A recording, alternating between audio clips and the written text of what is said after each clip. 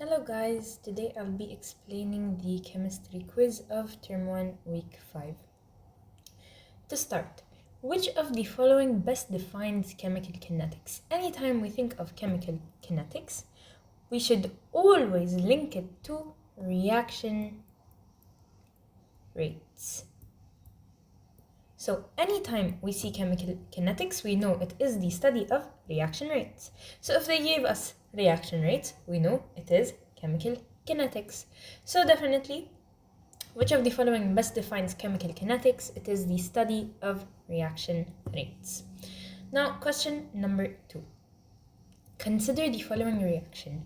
We have CH4 gas plus 2O2 gas gives us CO2 gas plus 2H2O gas. Experiments show that the reaction is extremely slow at room temperature. So please remember, if you ever see slow at room temperature, then we have lots of bonds to break and form. However, if they gave you fast, then that means we have little bonds to break and form. So, I remember in the AMS last week, they told us what?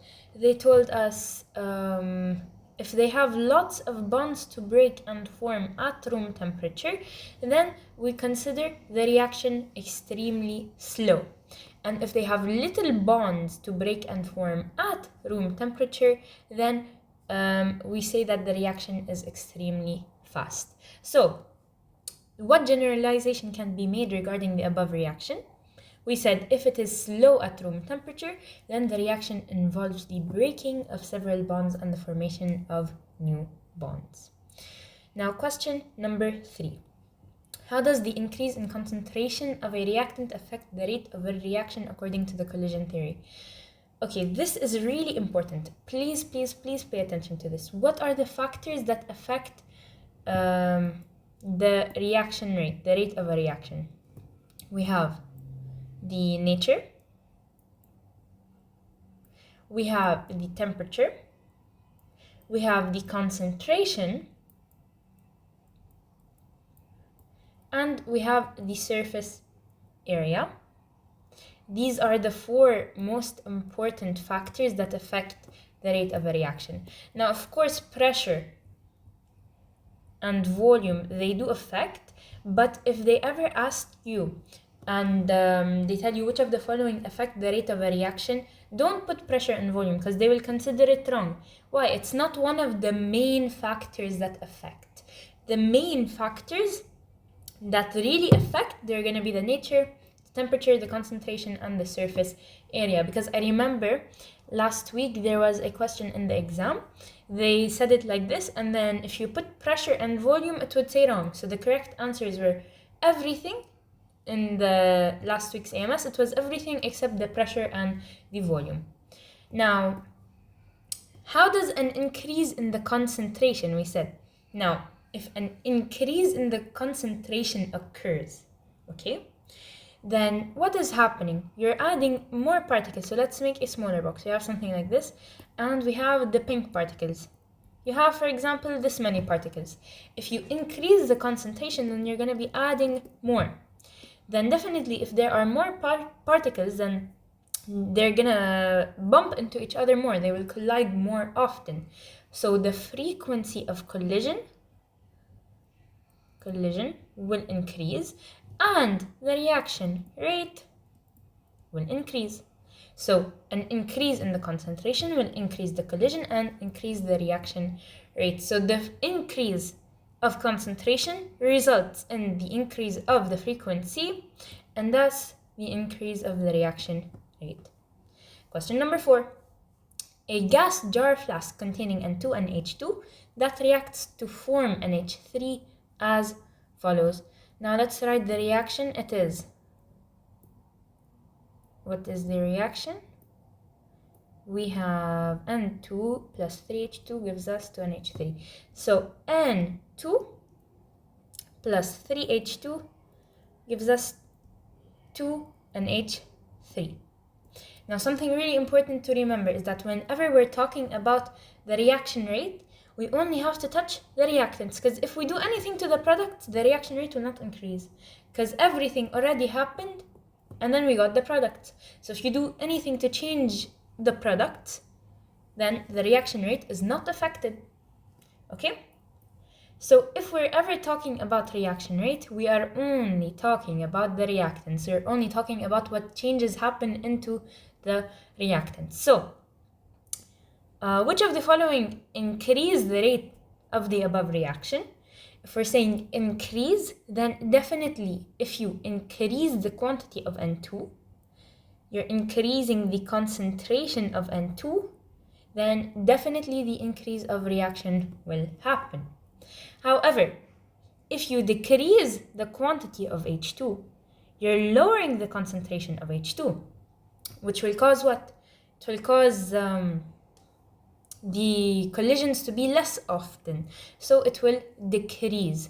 So decreasing the quantity or the concentration will decrease the reaction rate, but increasing the quantity or the concentration will increase the reaction rate. Now, this is correct. Now, we said, first of all, we're not going to talk that much about volume and pressure as factors that affect the reaction rate.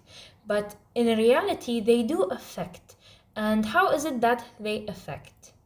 One rule I will write for you that we took before. We took that volume is inversely proportional. This means proportional. But if you have 1 over something, that means it's inversely proportional. So the volume is inversely proportional to the pressure. That means if we increase the pressure, then the volume will decrease. And if we increase the volume, then the pressure will decrease. Now, thinking logically, we have 2 boxes. We have a big box and a small box. And we have which particles? We're going to have the yellow particles. Or no, not the yellow. We're going to have the dark blue particles in the box. If we have here 1, 2, 3, 4 particles, and here we have 1, 2, 3, 4, the same 4 particles in this box and this box. In which box are they more likely to collide? Definitely this box. Why? Because it's smaller, they're closer together, they can hit the walls and then they can hit each other closer because they're very, very close together. Whereas in this box, they're very far away, so it will be very hard for them to hit each other. So if you notice in this box, the volume is less and the pressure is more. So, for example, pressure, if you're pressing on something, if you have, for example, pressure in your water bottle, okay, you're gonna close the cap. Now there is pressure inside of your water bottle. Okay, now the smaller the volume, the more pressure there is. Or, for example, the more pressure you exert on something, like you are closing a box, for example, the more pressure you exert on it, the smaller the volume will become. Okay, this we're only talking about gases. It only applies to gases. Okay? However, if you decrease the pressure, so you let go, the volume will become more. So take into consideration your hands. Bring them closer together. There is more pressure now, like you put them on top of each other, like you're gonna clap your hands, okay? When they are closed while clapping, you have pressure. This pressure will make the volume of the gas inside of your hands very small, okay? Very little. But then if you let go, the pressure is very weak, and then the gas is the volume of the gas is more. They can move more freely. So this is just about the pressure and the volume. So definitely only in the case of gases, okay, only in the case of gases, the volume and the pressure, they affect reaction rate. Okay, so please keep this in mind. Only in the case of gases do the volume and the pressure affect the reaction rate. So here, if we decrease the volume, we said we will have a more pressure, which will result in what? A higher reaction rate. Now, question number 5. A block of wood burns with oxygen in the air at a certain fixed temperature. We can write it like this. We have wood plus oxygen, which is O2, gives us burning. Okay? The wood is a thick block. If we have a thick block, is it gonna be easier to burn than if we had smaller blocks? Definitely the smaller blocks are easier to burn. So what do we do? We either grind the wood or we cut the block into smaller pieces. Now, I put O2 on purpose. Why? Because we have the air. Air is what? N2 plus O2. But they said the wood will burn with the oxygen. Okay? The wood plus oxygen will burn, not the N2. So definitely we need to remove the N2 and put, instead of it, more O2. So then it's no longer air, it's fully O2. So to increase the reaction rate, first of all, we made the surface area of the wood smaller. Okay. Second of all, we replaced the air. So here originally it was air. We replaced it by pure O2. So this one, and this one are correct. Question number 6. Which of the following is the series of reaction steps, reaction mechanism? What about reaction mechanism? Reaction mechanism is probably 2 or more steps. Okay? It is the series of reaction steps, 2 or more steps. We have 2 important steps we need to know so far that we need to know. We have the step 1, which is the determining step, and then we have step 2, which is the terminating step. Now these are so far the only 2 we're supposed to know. There's definitely more steps, okay, but we're supposed to know only these 2. So this is about the reaction mechanism. Question number 7. Which of the following is true about a catalyst? This is very, very important. Please keep in mind that a catalyst, it is what? It speeds up the rate of the forward, this is abbreviation for forward, and reverse or backwards reaction. Okay? Then the second thing is that it forms unstable products. Okay? After it forms unstable products, another thing about the catalyst is that it's not consumed. And on top of that, it's not consumed, okay? What does it do? It provides an alternate or another path of lower activation energy. Now, keeping this in mind about the catalyst, let's draw a graph. We have this graph over here. Okay, it's not a good graph. Let me fix it. We have this graph over here. We have the reactants over here and the products over here. If the reactants have a higher heat than the products, then it's an exothermic reaction. Okay? So, this is without a catalyst. Okay? But if we add a catalyst, I will make it in the color red, then this will become lower.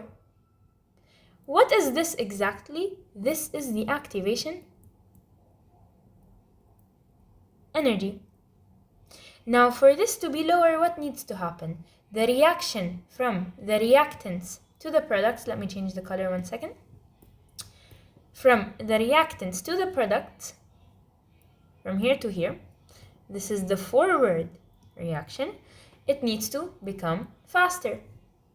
And then the reaction from the products to the reactants, or like this, it is the reverse reaction, Okay, it also needs to be faster.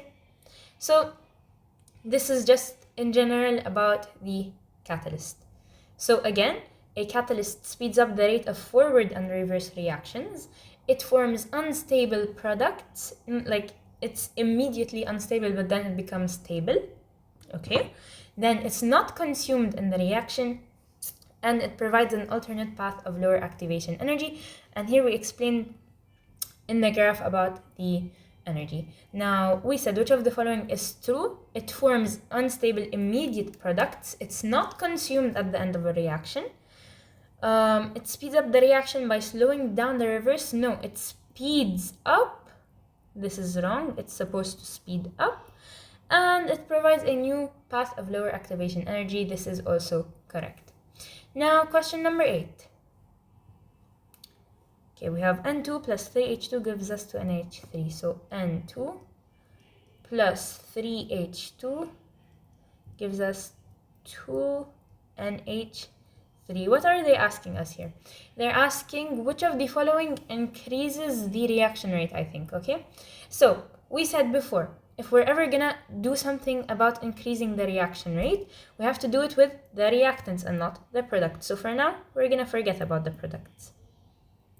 We're gonna focus on the reactants. We have N2. If we increase the pressure of N2, then the volume will decrease and there will be more frequent collisions, which will increase the reaction rate. The first one is correct. Adding HE gas, what benefit will HE gas do? HE gas is what? Helium. And helium, it is a noble gas. So it doesn't react with anything. So definitely there will be no reaction. Okay? Then, increasing the amount of NH3, we said we have nothing to do with the products. Okay, if you increase the amount of NH3, which is the product, nothing will happen. If we decrease the volume of the reaction chamber, we said as the pressure increases, the volume will decrease. So if you decrease the volume, the pressure will increase and the reactions will become more constant. Okay, so this is also correct. And then adding a catalyst will definitely speed up the reaction rate. So increasing the pressure of N2, decreasing the volume, and adding a catalyst. Again, remember here we have 1, 2, 3. They're all gases. So only in the case of gases do we use the volume and the pressure. Okay? Question number 9. This is very important. So we have okay. We have temperature 1 smaller than temperature 2 smaller than temperature 3. What's very important to know is that after this line over here, okay, let's use 3 different colors. We're going to use pink for this one, blue for this one, and then green, or no, not green. We're going to use black for this one. It's already black, but it's going to be a darker black, okay? Now, if you notice in the pink, if you draw a line from where it ends, it has the highest number of particles with a given kinetic energy. So definitely the one with the highest number of particles with a given kinetic energy will have the highest temperature. So which one has the highest temperature? Temperature 3. So then temperature 3 belongs to the one with the highest number of particles with a given kinetic energy. Then look at the blue. It is not as high as the pink, but it's not as low as the black. So it's the one in between. That means for the blue, we have temperature 2. Then, if you look at the black, it has the lowest number of particles with a given kinetic energy. So, definitely it has the lowest temperature. So, if we're gonna label it from, if we're gonna label it correctly, we're gonna give the thickest line, or the one with the lowest number of particles with a given kinetic energy, temperature 1, because it's the lowest temperature. Then temperature 2, because it's in between. And then finally, temperature 3, we're going to give it to the one with the most number of particles because it's the highest temperature. Question number 10. What speeds up a reaction, okay, and is regenerated or not consumed? Based on these two keywords, we know it is a catalyst. So a catalyst speeds up a reaction and it is regenerated at the end of the reaction. Okay. So in general, if the concentration of KiO3 is decreased, then the rate of reaction what? We have KiO3 solution plus HSO3 minus are mixed, and they will give us a product. Okay, this reaction occurs. This reaction is just to confuse you. What is more important is that KiO3 is a reactant. Okay, they're asking you if the concentration, which we denote sometimes by bracket, is decreased, okay, then what happens to the rate? We said if the concentration of a reactant decreases, then the rate of the reaction will also decrease. Okay, so please memorize, if concentration decreases, then reaction rate will decrease. Okay. What lowers the activation energy? This is hint 1 of the forward and reverse reaction without affecting the delta H. This is hint 2, which is the heat of the reaction. Definitely, we said anything that lowers the activation energy without affecting the delta H, it is a catalyst. So the answer is catalyst. Catalyst. Question number 13. Again, we have similar. KiO3 plus HSO3 minus gives us blah blah blah. They're telling us if the solution, if the temperature of the solution, temperature of this one, decreases, then what happens to the rate of the reaction? Remember, if the temperature of the solution, definitely of the reactants, decreases, then the rate of the reaction will also decrease. So it decreases. Now, question number 14. The reaction rate can be expressed as, okay, whenever we're expressing a reaction rate, you can either say it by the products produced or the reactants consumed. So you can either say it as the amount of H2O produced, or the amount of CO2 produced, or you can say it the amount of O2 consumed, or the amount of CH4 consumed. So let's look at the options. We said we have nothing to do with volume. Oh, also one more thing. It is consumed or produced per unit time. So anytime you see anything other than unit time, you cancel it out. So sorry, no, we don't cancel unit time. We cancel unit of mass and unit of volume. We can only take the unit of time. So we have two options. We have of H2O produced and of CH4 produced. First of all, CH4 is a reactant. You cannot produce a reactant, so this is wrong. And so we are left with H2O produced. H2O is a product, and you can produce a product, so definitely H2O produced per unit time is correct. Now, remember we said in a reaction mechanism, we have more, like 2 or more steps. Okay, the main ones we need to know are step 1 and step 2. Step 1 is determining, and step 2 is the terminating. So, in a reaction mechanism, the first reaction is the rate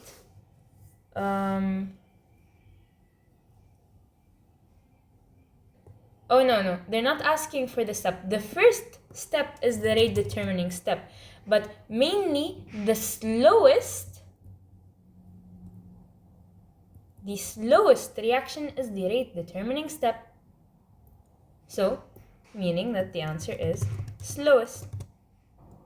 So usually, the slowest reaction or the slow step in a reaction is determined by its rate determining step. So remember, in a reaction mechanism, the slowest is determined by the rate determining step.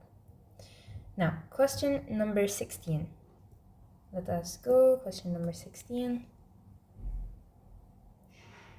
A mixture contains two gases A and B. For molecules of A and B to react, they must collide with an energy blank the threshold energy. Now, you have two gases, A and B.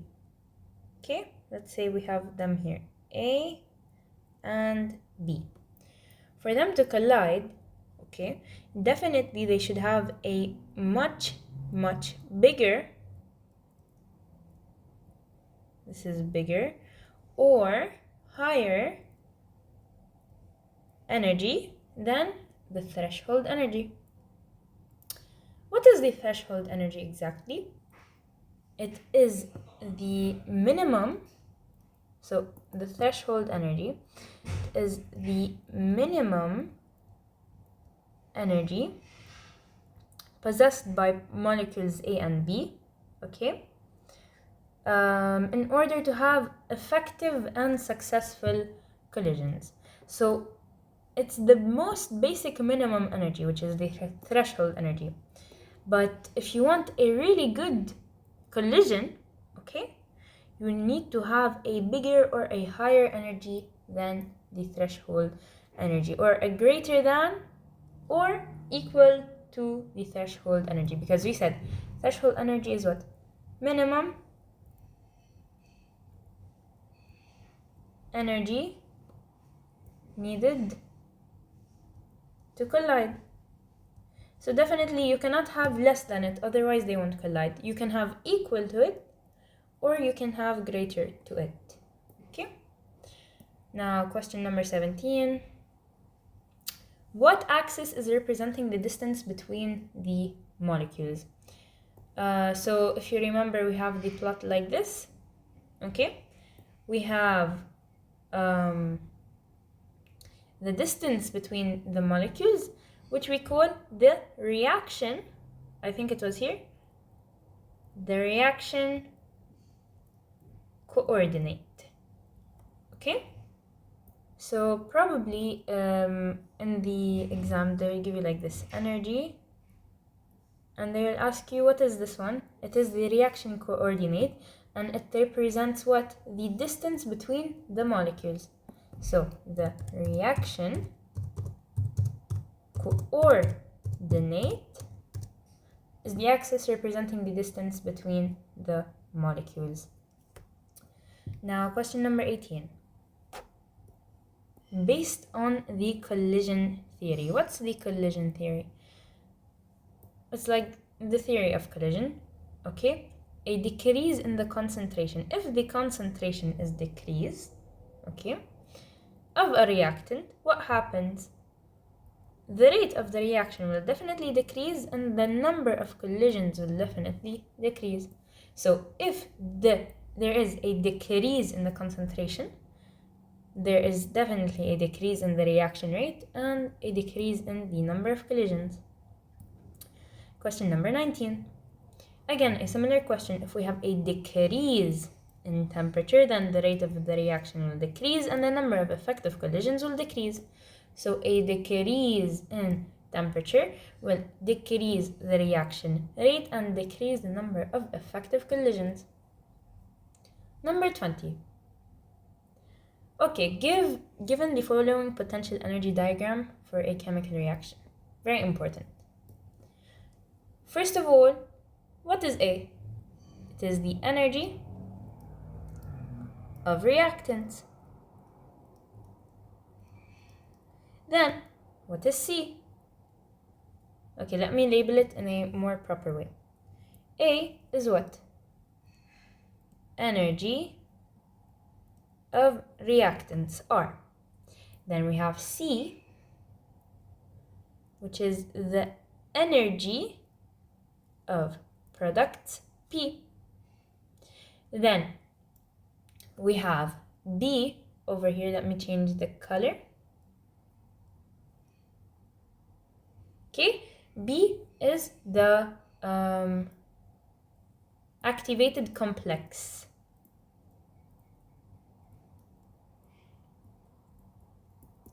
Then we have X, which is our delta H, or the change in temperature. Change in energy. Change in energy. And then last but not least, we have our Y, which is the activated energy, or the activation energy. So the potential energy of reactants, we said it's A. The potential energy of products, we said it is C. The activated complex, we said it was B. The activation energy of the forward reaction, or in general, the activation energy, it is Y. And then last but not least, the enthalpy change, or the change in heat, or the change in temperature or energy, which is in general the enthalpy change, it is X. So they're saying if we add a catalyst, it will increase the speed. The value of X, which is the enthalpy change. Okay, remember the catalyst, it does not affect delta H, or the enthalpy change. So the catalyst will not change the value of X, so the value of X stays the same. Whereas the value of Y, which is the forward reaction, we said it will speed up the forward reaction. It will, the speed of the forward reaction will increase. However, the activation energy will decrease. Okay, so upon the addition of a catalyst, the value of X stays the same and the value of Y decreases. So it remains constant, whereas the value of Y decreases. Now, this reaction, if you noticed, we have what? We have the reactants, the heat is higher than the products. And if the reactant's heat is higher than the products, then it is exothermic. If the product's heat is higher than the reactants, then it is endothermic. So here it is exothermic. Last question, number 21. Did I put exo for 20? Yes. Number 21. Okay. We have this curve over here. Let me draw it, just so that we do not have to keep on going back and forth.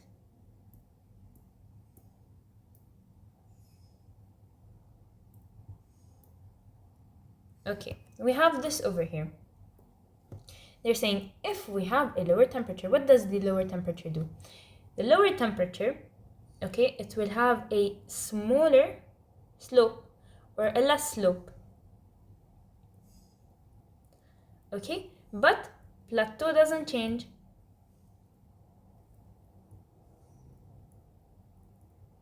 So forget about this. If we're gonna go back here, we're gonna look at this one. The plateau that is shared by 2 is this one. So when we're looking at something like this, we're definitely gonna be looking at the slopes. Now we said a lower temperature, and the lower temperature has a smaller slope, and B has a smaller slope, so the lower temperature corresponds to B. Now, anytime there is the lower concentration of the limiting reactant, because look what they said. They said excess carbonate. Okay, that means hydrochloric acid is the limiting. Anytime we play with the concentration of a limiting, what happens? The plateau and the slope decrease. So that means for C, the plateau and the slope decrease. So the lower concentration of hydrochloric acid is C.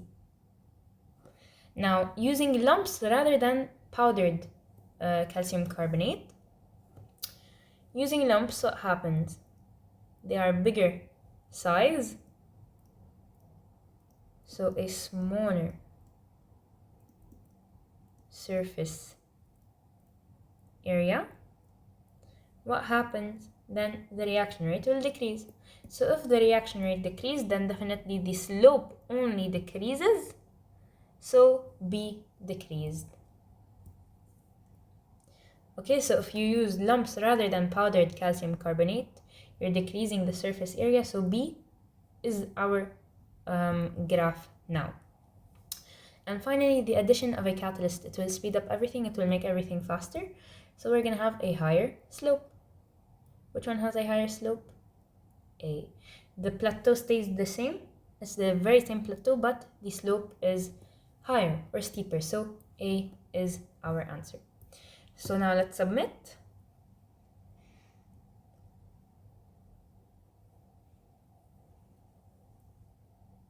Alright, and thank you guys for watching. I hope you understood and have a wonderful day.